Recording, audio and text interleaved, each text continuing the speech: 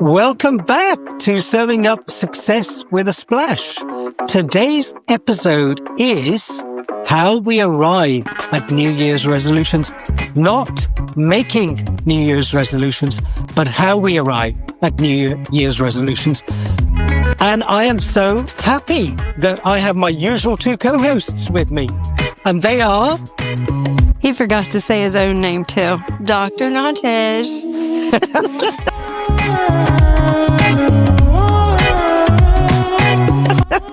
I'm Angie Snowball, the Renaissance woman. And I'm Bruce Kramer, as you know, the corporate cockroach.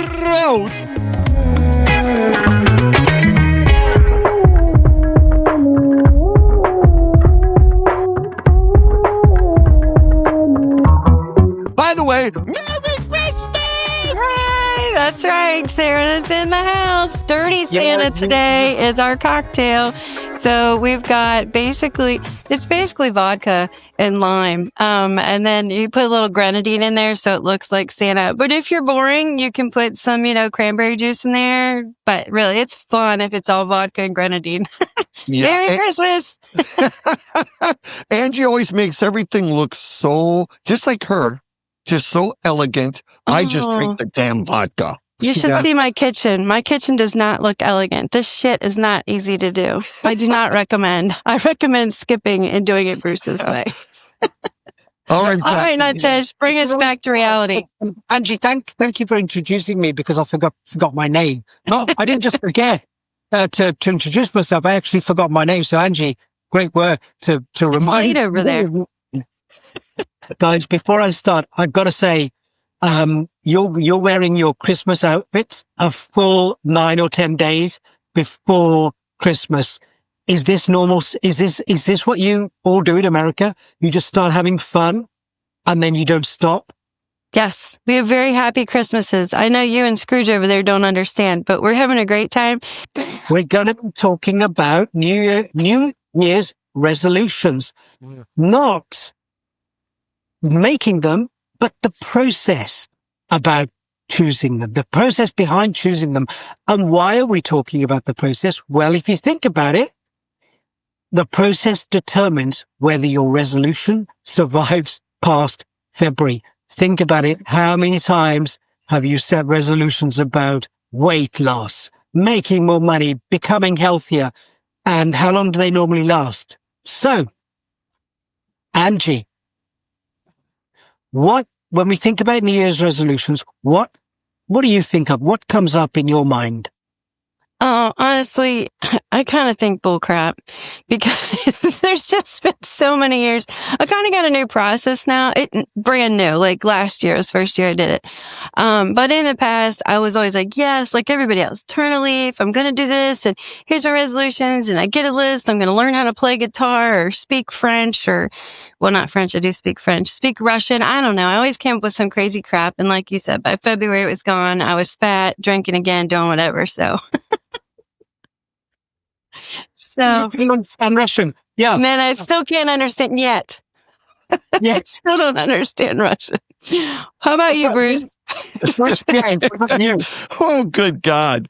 So, like you, I've also changed up the process because not only do I do reflect on the prior year, and I think in terms of, God, this is a chance to do some things differently, a fresh start. However, there's also always a pressure because I think back to everything I failed at, all the resolutions that I didn't keep. And then, something you said, Angie, this time of year is fairly festive. It's the big old K to drink regularly during the last 2 weeks of the year in America because we have party after party after party.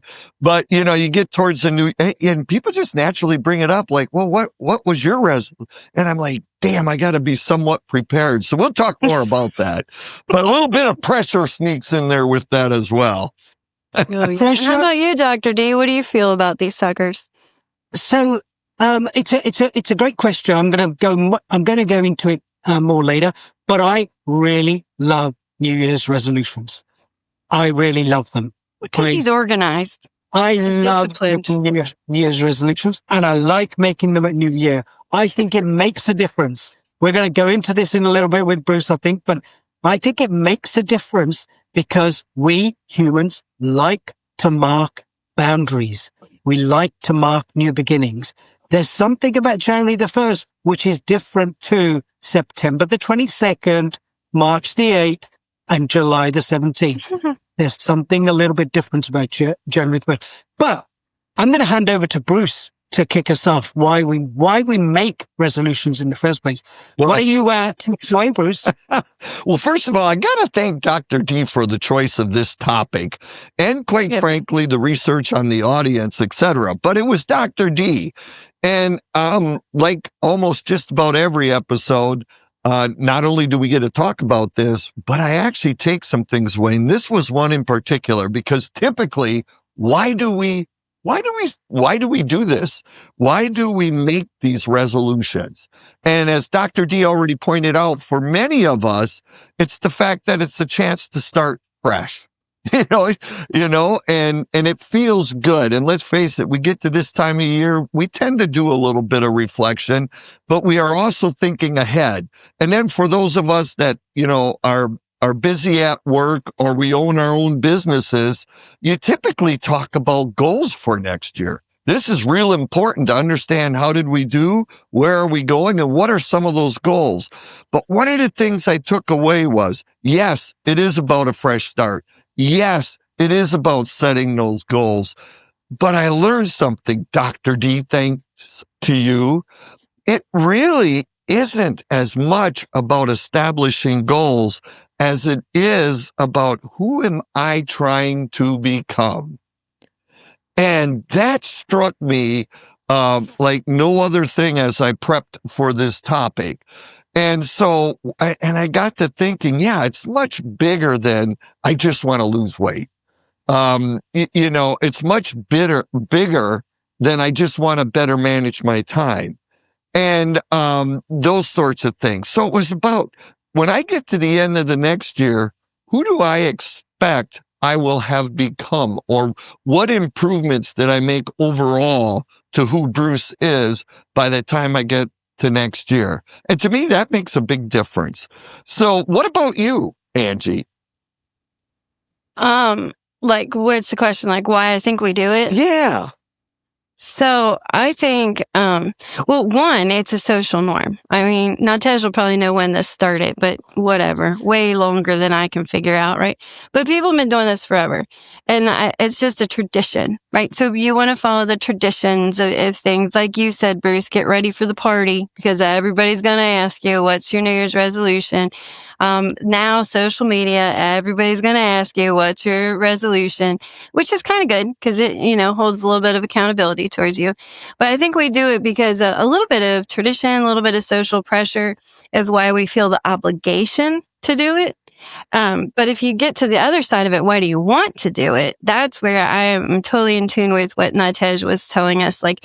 And to me, it's always been, who do I want to become? Yeah, that's why it was like, I'm going to learn to speak Russian, right? Or I'm going to do, because it was like, I want to be I'm from a smaller town area and I just always wanted out. So whatever I could do to not be there and to get out, that was always a resolution, was like, what can I do to see something more, to see something bigger?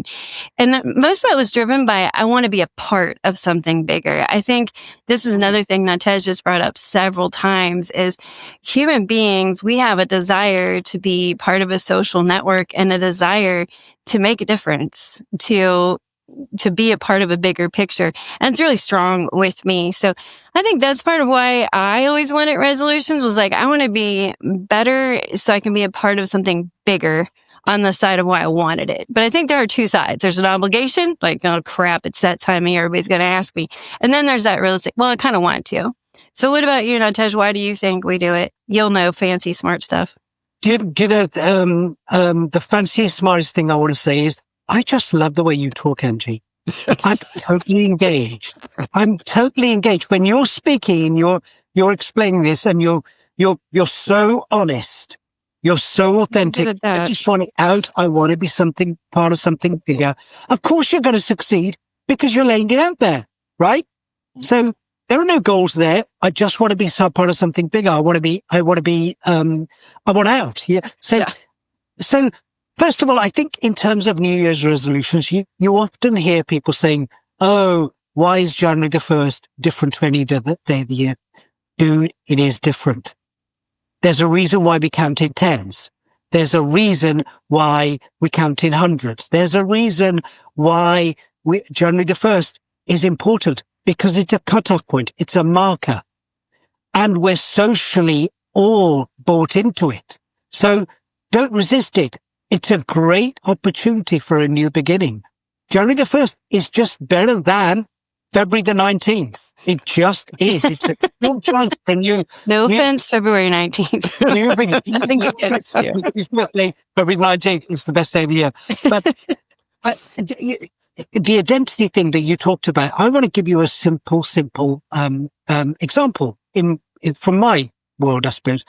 When I'm trying to lose weight, and there are times when I'm trying to lose weight, not at the moment, but there have been times when I'm trying to lose weight, I never get on the scales. Goals are second. What I do is just focus on the inputs about who I want to become. I want to become somebody who eats fish and vegetables. Right. The weight gain and loss will just be a part of that. So I don't do the goals. I just focus on the identity. I want to be somebody who eats food that you can recognize it comes from a tree, out of the ground, or it's something you can kill. Dear God, I wish I was that person. I don't want to. I don't want to be that person. I want ice cream and chocolate and wine. And none of that comes out of a tree. I think that's okay. That's your resolution. I want to eat stuff which doesn't come off a tree. No, I think it's a wonderful way. And that is one of the reasons I've always struggled with, well, not always, but as I get older, struggle with weight. I think you're right. We have to look at the goals, and you have to look at, and that's why I have done better this year, is like, I didn't look at that scale. I didn't look at that number. I did eventually. I mean, I lost 40 pounds this year. So eventually I was like, what's going on there? Right. Oh. So, but it was because I followed what you're saying, Natej. It was because I was like, okay, this is it. I'm starting to feel unhealthy. I have to do different things. And the focus is not to lose weight. The focus is to be healthy. My goal is to be a healthy person. So I like that take. So with that, because I think we're talking all around it, but I'm going to turn it over to you, Angie, because this section is how do we personally arrive at a resolution? And we've kind of touched on it, but is there more of a process than what we've alluded to so far? Well, there's a couple of things, and the piece that we have is very tangible. I love that Natej put this together for us. There's basically 3 pieces, and each one of us fits pretty well into what he gave us, which I don't know if he did it on purpose or not, but I think he did. Yeah. But one of the things where you start with how, it's just like goal setting. You have to look at, when you look at 2025, it would be stupid to say, I want to make $150,000. If you already made $150,000 this year, maybe made $200,000 this year, that's a stupid goal. And you made it because you didn't reflect. You didn't look at what went well last year, what went right last year. And this is totally another reason I think resolutions failed me for so long. I didn't look backwards. I only looked forward. I was like, what do I want to be? I want out. Also, no offense to small towns. I just need it out. Different people need different things, right? But you have to see also not just where you want to go and who you want to be.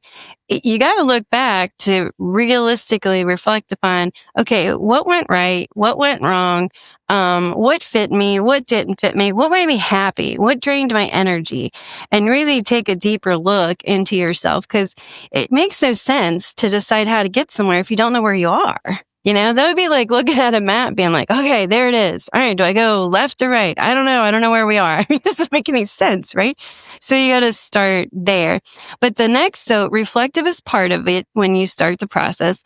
The next thing I like is Bruce. He's our pragmatic one. So I'm turning it over to you to talk about that pragmatic path. Sometimes a little too pragmatic, but yes, it was interesting because as our audience knows, we don't have a script, but we do frame the topic and the segments. And as always, Dr. D, you got to be careful around him because he knows exactly who you are in a matter of 5 minutes. But yes, Angie, back to your point. By the way, Bruce, just 1 second. I just love the flattery. Why don't we just pause the show and just flatter me for another 20 minutes? Could we do? Okay, let's go. This is what you get when you say something nice about him. His head gets big and you can't stop. Good God. Keep going, Bruce. Yeah, so anyways, just like Angie, I've gotten better at reflecting. But the thing I've always done, and probably to a fault, is I will think like what went well, what didn't well, and then I'll generate a list of like 50 things that I could get better at if I chose to. And then I play that whole game of start weeding out what do I think will have the biggest impact. But typically, I've usually narrowed it down to a goal, which as I'm learning, almost in real time, it wasn't so much about that one thing as much I go back to who am I trying to become? So if it's time management, and we'll talk more about that because we have a part 2 to this episode, it wasn't just time management. It was to be more intentional. So I do that whole list making and then weed it down and say, well, I can't focus on everything. Again, being pragmatic and practical, pick 1 or 2 things and aim for it. So that's kind of how I've done it. What about you, Dr. D? I will come on to that, Bruce. I'm really interested in what you say about your pragmatic approach. Can I just ask you focusing on you called it the anchor goal, the main goal. What has historically been your anchor goal, your main goal, which has, got you where you are? Well, my main goal has always been, let me back that up. That's a great question. 'Cause coming into this year, it was, my goals were set around, getting into a new business, creating these podcasts. But then my goal around that was to be fairly regimented, like I decided upon myself to reflect more often. So that's, you have remembered in previous episode, I started journaling on, every day in the morning. That's just me before I begin my day. So typically it was to put more emphasis on reflection as it relates to the actions I'm taking to achieve my goals. Yeah. I don't know if that answered your question, but that's typically how my mind has worked. Yeah. No, it does. It answers the question. Essentially your anchor goal has been to be more deliberate. Yes. And demonstrably deliberate about reflecting, and questioning yourself. Yes. And I've noticed that, Angie, I don't know if you've noticed that about him as well. I've noticed him doing that more and more, right? Yes, he's very, and it's really good for me too. You've been very good for me, Bruce. Both of you have. Like just the way that you are, because you should see how we put together episodes. I'm like, here's my idea. And I have like 1 sentence. And then Dr. Natasha's like, well, you know what people might want to know about that? And then he's the one that brings you all this tangible advice, like the reflective path, the pragmatic path, the identification path. He's the one that does all that, right? And then Bruce is the one that really brings in the details and puts a frame around it so that when we are talking, we always come back to one place, and that deliberate about you. Also, he's been great at driving us business-wise. All these courses we're going to bring you. That's on Bruce primarily, because he's been so deliberate about, we're going to do this. This is how we're going to do it. And I see you succeeding at that, Bruce. I really do. Yeah. Yeah, me too. Well, thank you. Sorry for that interlude, but it was worthwhile just for those saying one, because I've really noticed that past 12 months. So for me, it's what we call the identity path. I don't really focus on goals. Yeah, of course I'm reflecting, but I sort of focus on, who I want to become. You know, I want to become a healthy, active, mentally healthy, physically active, a person who doesn't, cause damage to other people in the world, who doesn't or tries not to. But of course, when I'm in the car, or sometimes all bets are off when the light turns red. Are you a terrible driver? I didn't know that about you. I hate driving, so I don't drive. Try not to, I get angry on the road. So, I'm an assertive driver, I'd like to say. yeah, I'm very assertive, if you put it that way. So that's essentially what I do. I just think about who I want to become, and then I reverse engineer it so that I'm not really focusing on, for example, I just use the example of weight again, because people can relate to that example. I'm not focusing on losing weight. I'm just focusing on becoming a healthy person in my mind and in my body. So then naturally, I'm going to go and do exercise. I'm going to try and self-actualize who I want to become. I'm going to exercise. I'm going to eat healthily. I'm going to meditate. I'm going to do breathing exercises. But I don't have the goal of, I am going to do breathing exercises. I don't have the goal of, I am only going to eat apples in the morning. I don't do that. I just, think, who is it that I want to become? And then I focus on, reverse engineering it. But, Angie, I want to ask you a question just because Bruce has, what Bruce was saying, I found so interesting. If you had to pick one anchor goal, not for the future, because we cover that in the second episode, but if you had to pick one anchor goal over the years that you've returned to over and over again, what would it be? Okay, I know this sounds really cheesy, but if you actually know me, you might buy it because it's real. Like every resolution I've ever made, I want to make a difference. I want to make a difference somewhere. Like everything comes back to, even if it's like something I want to do for myself, at the end of the day, it's because I want to make myself the person that can make a difference. Do you know what I mean? So even if it's been a healthy goal, it's like, okay, well, I got to be here. Can't be in the hospital with heart stuff anymore if I'm going to keep making a difference. So, but everything I've done, like to be more intelligent, to know something more, to be more involved, sometimes even to make more money. You can ask my husband this. He loves it. The more money I make, the more money I give away. But that's because it's part of it. That's so true. But that's kind of like me. That's my anchor goal is I want to make a difference. Yeah. Yeah.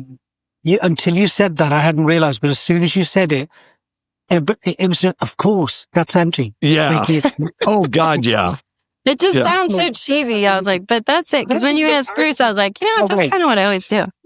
I don't think it's that cheesy. And just before we get into the sort of last segment, which is about why things fail. May I ask both of you, and I'm happy to answer this question too, where have you gone wrong in the past?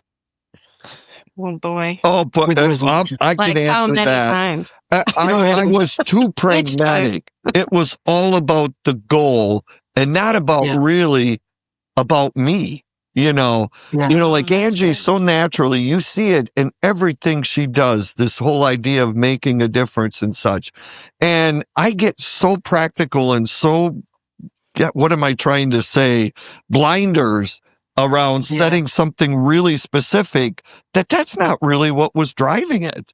And so to sit back and say, what is the greater purpose of these goals I'm setting as it relates to me?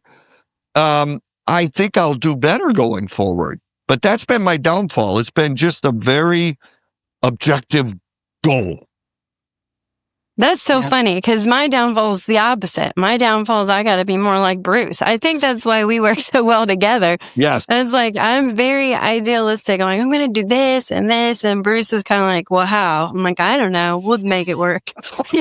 So, but he comes together with a plan like, wow, that was great because it actually happened. Yes. How about that? So I am the opposite. I need to focus on being more pragmatic.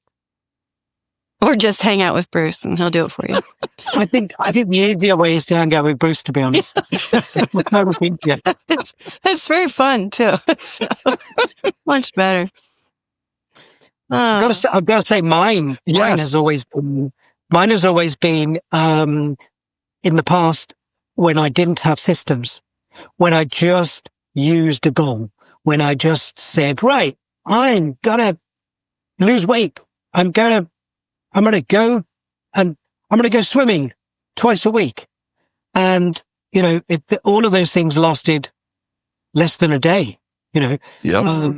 because it wasn't, I was relying on motivation, So if we look at our last segment about why resolutions fail, the biggest thing was, it's an over-reliance on motivation rather than having a system.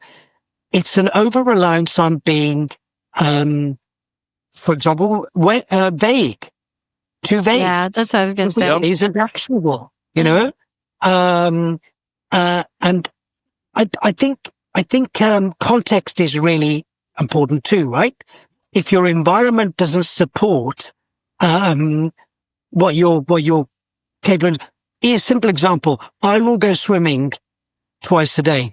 If you live in a landlocked country with the nearest swim pool is 5, 6, 10 miles away, you're not going to go swimming twice a week. Right. But if your gym is next door to you, you're more likely to go to the gym. So willpower, motivation is a good reasons to fail. So if you think about it, vague goals will result in vague outcomes. And systems always beat motivation. And I think the two of you have been using systems. You may not have labeled them as systems, but I think you two have been using a mixture of the reflective path, the pragmatic path. Angie, less the pragmatic path, probably. I think you've been more reflective and density path. Yeah. Ilsa's been reflective and pragmatic. But you may not have labeled them, but you have been using these paths, these systems, rather than willpower and motivation over the last few years. You just haven't labeled them, right? That's right. That is true. That's the difference. True. So, you know what else you said, just real quick before we wrap up? You were talking about vague, but you also briefly said realistic. And I think that's something we should touch on is overdoing it. So some people are too vague. Some people are the opposite way. Like you mentioned the swimming twice a week thing. But it is about being realistic if you want to achieve it too. So, maybe you're not going to learn how to play guitar in a year, but you can learn how to play 2 chords and learn how to play one song with 2 chords. Something that's more realistic. How much time, or maybe you only have an hour a week to devote to it. Give yourself 1 chord a year. But you know what I mean? Like whatever you're going to do. Same with language. Nobody's going to learn how to speak Russian in a year unless they drop you there and you're stuck and you have to, right? But otherwise, what's realistic? Give yourself like, I'm going to take a Russian course. An online course, a 6-week course. Do something that's realistic if we don't want it to fail. So not only do you have to avoid vague, don't go, like everything in life, there's some balance. You also want to make sure it's realistic. I'm glad you brought that up. Yeah. Hey, I just a thought, because I know, Tej, I'm sorry for interrupting, because I know you're about to bring us home with the assignment for the week. But I wanted to pitch our next episode. We're actually going to do this live. Dr. D introduced a framework I had never heard of. And so I think I'm first on the interviewee list. But we're going to interview one another using that framework about how we're setting ourselves up in terms of resolutions for next year. So I just want to pimp that next episode. Yeah, it was really cool. I did it and it was awesome. That's going to get real in a hurry, and you're going to see imperfection at its best. Or at least my segment where Dr. D interviewed me. Yeah, mine is going to be close behind yours, if not ahead of yours. But take us home. Take us home, Dr. D. before I take us home, just re-emphasizing what Bruce said, we are going in our next week's episode. We are going to make our resolutions with systems live, recorded but live. Yeah. And so we're gonna model how to make resolutions. But we have an assignment for you before we go, so that you can prepare for the next episode. And the assignment is this, just a preparation for next week. Write down, first of all, I want you to do three things. First of all, write down one pattern that repeated this year. Don't think about whether it's a good pattern, bad pattern. Just become self-aware. Do some reflection. What was one pattern that repeated this year in your life? Okay. Second thing is, identify one pattern, one area that drained you the most. What drained you the most? Driving the kids to school, picking them up at school, who knows? But what was one pattern that drained you most? And finally, just a reflective piece, notice where pressure and not desire drove past resolutions. So past resolutions, think about them, do some reflection, and think about make a note whether it was pressure that drove you there or whether it was a deep desire to do that. Were you, to use Angie's example, did you want to learn Russian because you happened to have a distant ancestor who was Russian? You really had a desire to do that? Or did you just land in Moscow and you were in trouble? You didn't have the fare home, and so you had to learn Russian. That's how I learned German. That's how Angie learned German. So yeah, it works. I hope it works.